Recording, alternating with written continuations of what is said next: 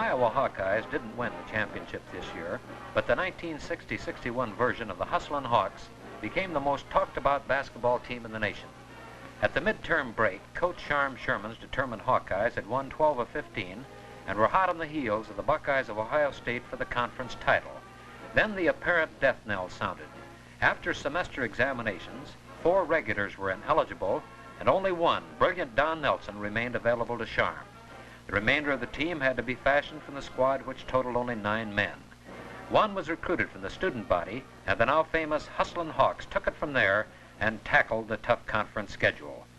So now let's journey along with Coach Sherman and the Hustlin Hawks of 1960-61, who created a storybook finish from apparent mid-season disaster.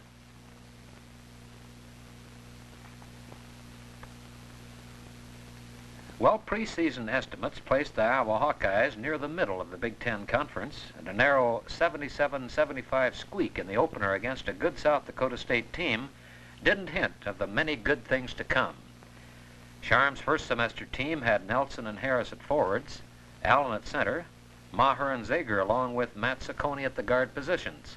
This South Dakota State team later won their conference and ended up 3rd in the nation in the small college tournament. Here is action from that game. The Hawkeyes are in white, as they always are in their home games. This is South Dakota State in black on the attack. The ball game was tough all the way through, and a brilliant defensive situation, but the Hawkeyes were able to hold that lead in the final seconds of the game. Identifying the Hawkeyes, this is Zager to Denny Runge, and a long push shot by the senior from Calumet puts the Hawkeyes in the lead early in the ball game. Iowa continues to battle.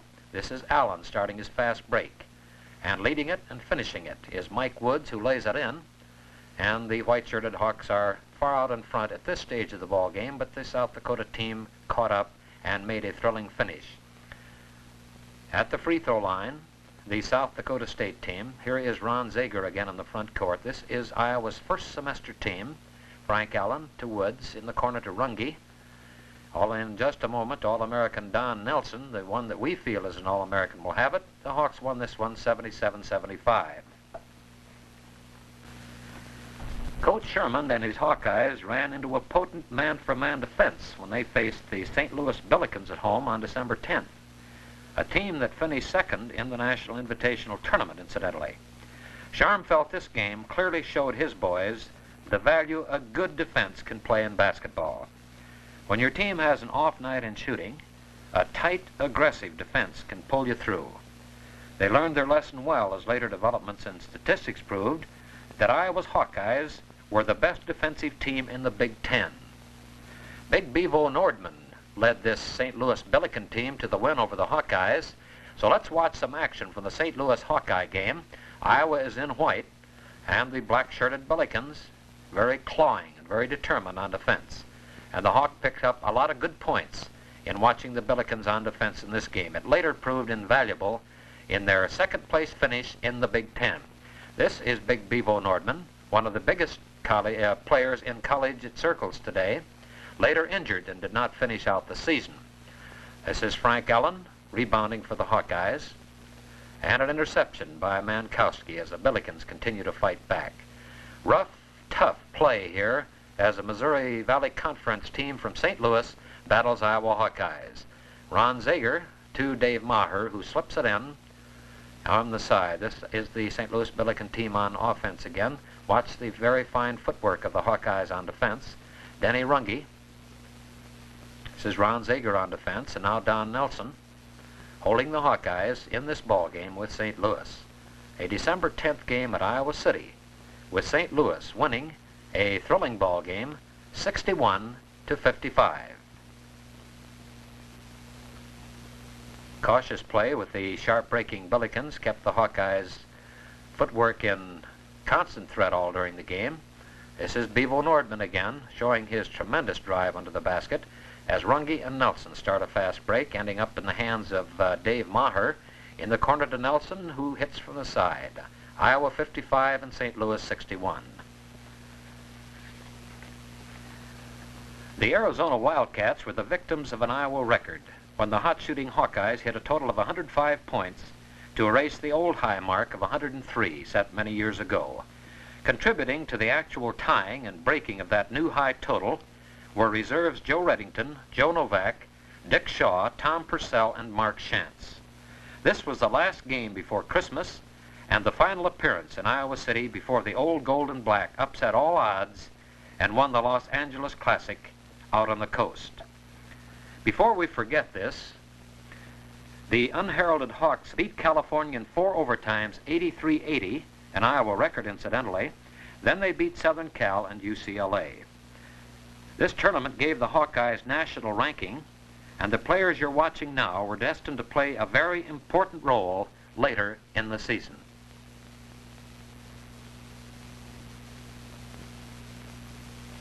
We'll identify some of these. This is sophomore Dick Shaw defending the baseline. Gary Lorenz starts a fast break down the court, continues his drive right on through. That was Gary Lorenz of Clinton, Iowa, at the free throw line. On that drive, Denny Runge, number 52. Tom Purcell near the camera is number 30. Mark Shantz is over on the far side. And the fifth player, just out of view and coming up now, is Joe Reddington, number 44 of Orient, Iowa. Iowa battling Arizona and setting a new offensive record for the Iowa Hawkeyes. Iowa in white. This is left-handed Joe Reddington moving down across the timeline, attempting to get it up in front on the offensive side of the court. Mark Shantz comes back to give him a lift. Now these are reserves, as you can see, had a long way to go and later proved invaluable to the Hawkeye cause. Well, the first conference test for Iowa's once-beaten Scrappers was Minnesota on January 7th here in Iowa City. The Hawks battled, rebounded, and hounded the bewildered Gophers and held them to a total of 16 points at the half. This was quite a feat in these times of high-scoring basketball, and in the meantime, Iowa's amazing point-getters had run up 40 points at halftime, 40-16. Brilliant Don Nelson on a drive-in layup against the Gophers. The Gophers with the ball right now, attired in a very pale gold. The Hawkeyes are in white, playing at home. Identifying some of the Gophers: Grigas, Magdance, Erickson, McGran, a tall, talented Gopher team that later went on to end up fairly well in the conference, but the Hawkeyes were able to pin it on them twice during the 1960-61 season. Iowa did a tremendous job on defense against the Gophers, as we mentioned, holding them to 16 points at the half, running up 40, and completing a 71-46 victory at Iowa City against the Golden Gophers. A year ago, Minnesota had run up a fantastic 72 shooting percentage, and the Hawks were out for revenge. That was Nelson rebounding, handing to Dave Maher on the near side. Maher into Zager, the two watch-charm guards of the first semester team of Iowa Hawkeyes. Tommy Harris from Batavia, Illinois on the side. This is Maher once again dribbling up, trying to get the ball over to Nelson on the high post. Don Nelson trying to break through, lobs it on the near side to Tommy Harris.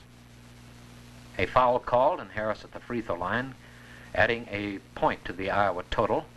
The Gophers were bewildered by this very tight man-for-man defense the Hawkeyes threw up, and all afternoon here in Iowa City on a televised game, the Hawkeyes kept the pressure on and defeated the Gophers 71-46 here in Iowa City.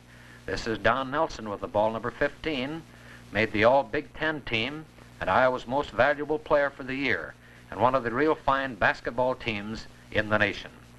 Ron Zager, a senior from Depew, Illinois, trying to lob in. As we near the end of the game, Iowa 71, Minnesota 46. The talent-laden Illini from Champaign-Urbana were met on January 16th at Iowa City.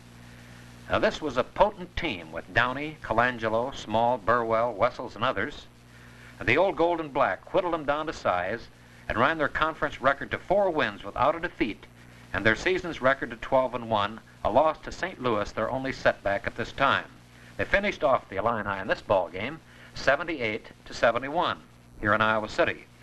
Again, the Hawks hit about 43% of their shots, and the brilliant Don Nelson contributed 25. This was the only game between the schools this season, and the old Gold and Black, after polishing off the Illini, were 4-0 in the conference. Colangelo hitting a left-handed push shot for the Illini. The Hawks on the attack now in white. This is Don Nelson. Wessels against him.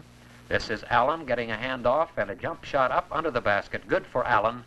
And the Hawkeyes cutting the Illini up on defense. And now the Hawkeyes, this is Bill Burwell. Defensive play supreme by the Hawkeyes.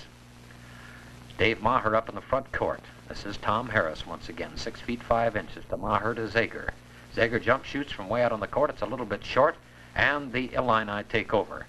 The scrappy Hawkeyes still battling at the free throw line, the Illini. The Hawkeyes on the attack once again.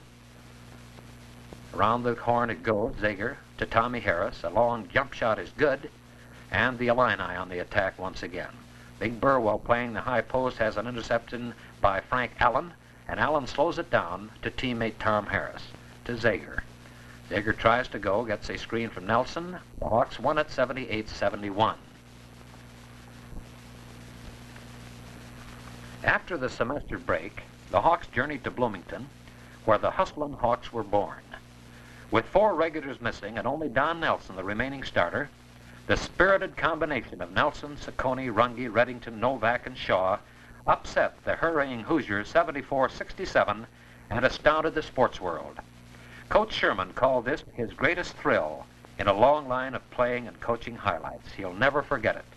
This group of scrappers played defense as if they had invented it, and with this great victory at Bloomington, captured the hearts of Hawkeye fans and sports fans all over America.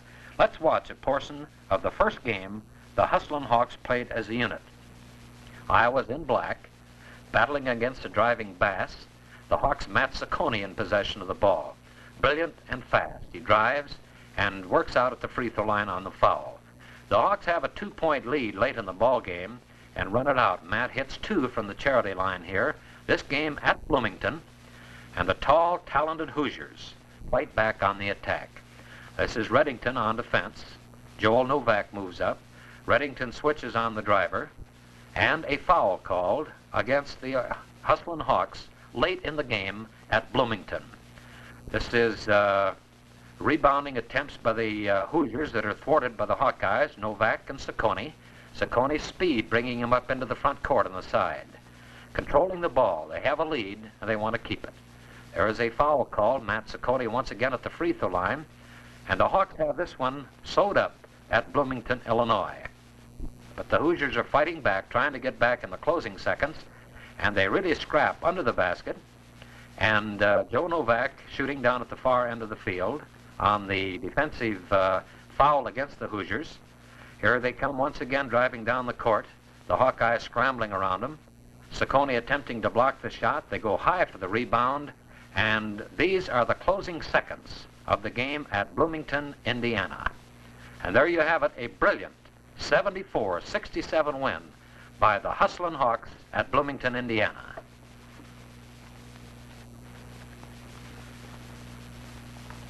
The Ohio State Buckeyes, undefeated for the season, NCAA champions, and the unanimous choice as the #1 team in the nation, came to Iowa City January 18th to battle the Hustlin Hawks. A battery of TV cameras and radio microphones, along with a wide press coverage, were ready to capture the excitement.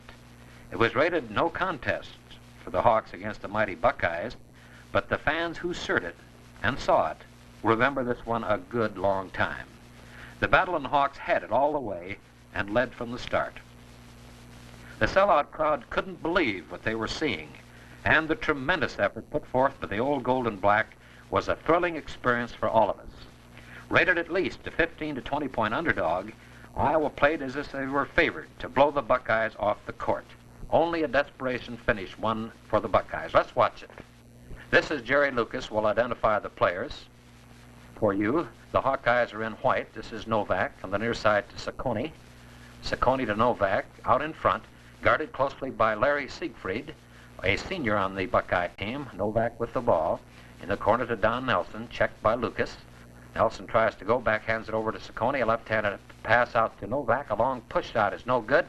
And they battle for the rebound, and Richie Hoyt to John Havlicek, who moves it up into the front court on the far side. We'll describe the thrilling finish of this. This is an All-American play. An All-American Lucas is there to put it in. The Hawks, Runge hands to Novak. Novak's dribbling in the corner to Nelson. Nelson to Runge. Fakes a pass to Runge, finally hits him. Runge turns, jumps, shoots it up, no good, and Lucas comes down for the Buckeyes. We're nearing the end of this thrilling ball game. Siegfried across the timeline as Novak checks him. Here's slippery Mel Noel. Richie Hoyt passing to Siegfried is hit out of bounds by the Hawkeyes, and Noel shoots it in out on the court to Lucas, and a foul is called, and the Buckeyes make it. Here is Saccone jumping, missing, rebounded by Nelson. Nelson gets a shot from the side. It's good, and the foul is called, and Nelson contributes a three-point play. This is Nelson. The Hawks are three behind, rather, and Nelson closes it up to one behind. The Buckeyes are now protecting a one-point lead with about 25 seconds to play. Here is Lucas. Lucas out on the court on the far side to Hoyt. Now to Knight in the ball game. Lucas to Siegfried, who misses it. The Hawks have possession with 18 seconds to play, and watch Reddington call timeout. He does. And now when play resumes, the Hawks have 18 seconds. They are 1 point behind. Here is Saccone up on the far side. They're trying to work open for that one last shot.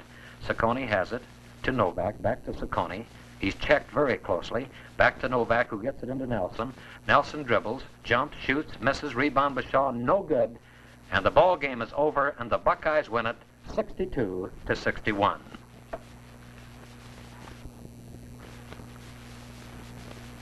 Well, the Iowa-Minnesota rematch at Minneapolis was strictly an Iowa night. Previously, the Hawks had held the Gophers to 46 points in Iowa City, and they're out to make it two straight over our arch rivals from the north. Again, a splendid exhibition of determined man-for-man defense was the answer. This Iowa version of the undermanned Hawks took the initiative and were never headed. After a close start, the Hustlers broke the game wide open in the second quarter, and there was nothing the Gophers could do about it. The game ended Iowa 61, Minnesota 43, and that's real defense in this period of high-scoring offenses. Iowa's in black on the road as Novak crosses the timeline against the Gophers. On the far side is Reddington to Nelson. Nelson spins, jumps a long one out. It's no good. They fight for the rebound, and the Gophers have it. The Gophers fast break, but they were cold this night, and the Hawkeyes were able to contain them with a tough, rough, rugged, man-for-man defense. They slow it down, Reddington and Novak conferring. Early in the game, the Gophers were close, but the Hawks moved it up to 9 at the half and finished an 18-point winner over the Gophers. This is a beautiful drive by Saccone along the baseline. The Hawks are in black, guarding against the taller, stronger Gophers of Minnesota. McGran, along with Erickson and Grigas, Magnus, composing a very young Minnesota team that'll be back next year. Losers to Iowa, 61-43.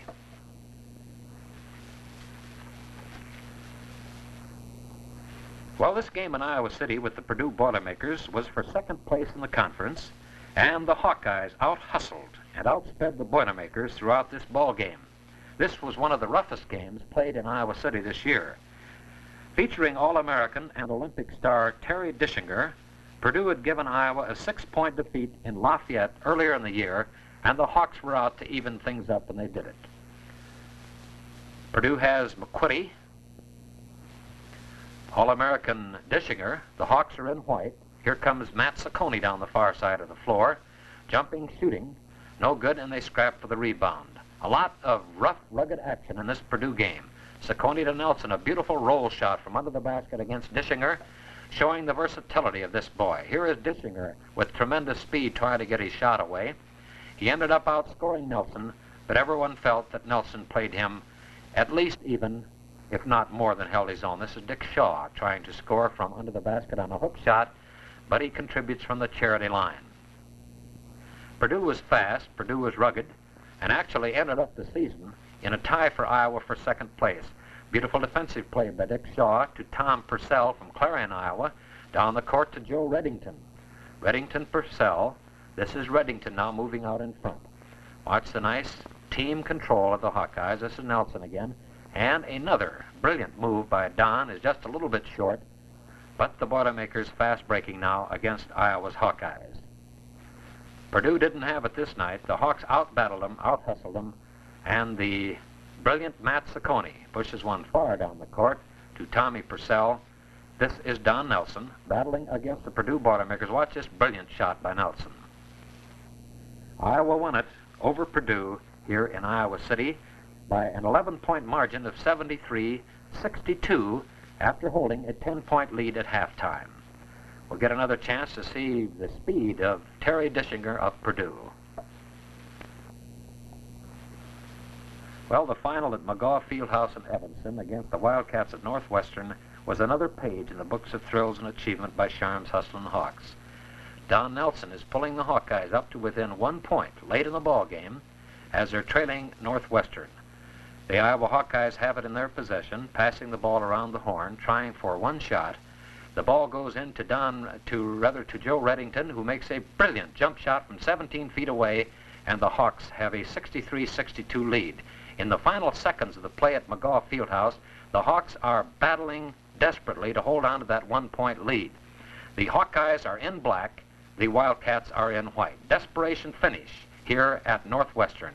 This is Matt Ciccone on the far side to Don Nelson. The ball game is over, and the Hawkeyes won it, tied for second in the conference, and the youthful, brilliant coach of the Iowa Hawkeyes, Sharm Sherman, gets a much-deserved ride into the dressing room. A tremendous finish to a brilliant season in 1960 and 61. And say, wasn't this a great season? Our only loss for the next season will be senior Denny Runge, who played a big role in the great season.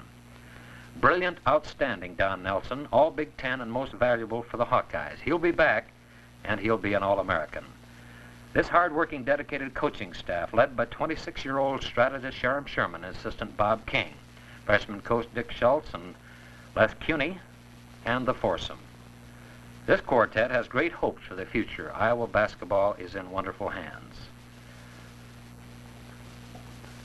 Well, this team made a lot of records, but the records are not what made this season successful. The first half of the season, the entire state and most of the nation followed these Hawks with an interest that was almost unbelievable. The word pride best describes the quality these young athletes possessed. Pride in themselves, pride in their school, and pride in their state. This was one of the most successful teams in Iowa history, but the way they did it with hustle, pride, and a hounding defense won for Coach Sharm Sherman, his staff, and his Hustlin Hawks immortality in the annals of Iowa basketball. On the basis of his team's showing in their national ranking, Sharm Sherman was honored as Coach of the West team in the annual East-West charity game and was third in the voting as Coach of the Year.